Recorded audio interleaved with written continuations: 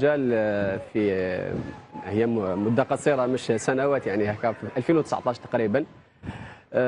كنت يعني دخلت في مجال الانشاد، يعني من خلال اني تعرفت على بعض المنشدين في الجزائر، في الجمعيات يعني منظمات جزائريه اللي منهم جمعيه فيدراليه للسلام والانسانيه. كنت منها تعرفت على منشدين وكانوا هما يعني اكتشفوا صوتي ويعني قالوا لي لما لا ما تكونش معنا في الانشاد، يعني صوت مليح، يعني ادخل ممكن نستضيفه يعني في هذا المجال، ممكن تنجح فيه كذا، وان شاء الله يا رب تكون لنا فيها نجاح يعني ان شاء الله. مباشره ياسين بديت مع طابع الانشاد وفن الانشاد؟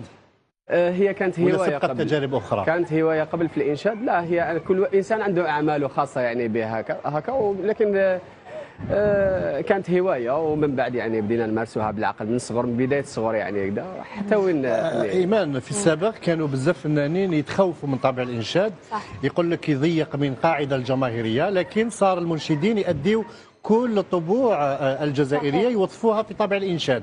كيفاش قدرتوا تحققوا هذه التوليفه بين طابع الانشاد اللي يرتبط ارتباط كبير بالجانب الروحاني اكثر شيء، قدرتوا تعطوا له توليفه مع الطبوع باقي الطبوع الجزائريه، وصار الفنان المنشد يغني كل الطبوع خلال الاعراس والمناسبات السعيده؟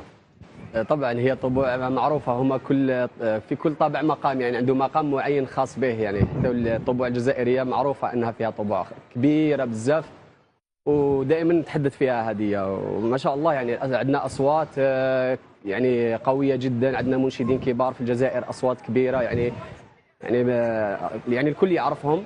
وهذا يعني اني اخترت انا طابع يعني خاص بيا، واللي هو يعني كل مستمع يعني يحب يسمع هذا اللون هذا. اني قلت نختار اني نقدم لي كوفر هكا. احنا دائما رانا في البدايات دائما نكونوا نقدموا لي كوفر، ومن بعد نولوا نخدموا اعمال خاصه هكا بنا. هي لي كوفر تكون اقرب للناس بزاف ومحبوبه، الناس تحب تسمعها باصوات يعني مختلفه يعني.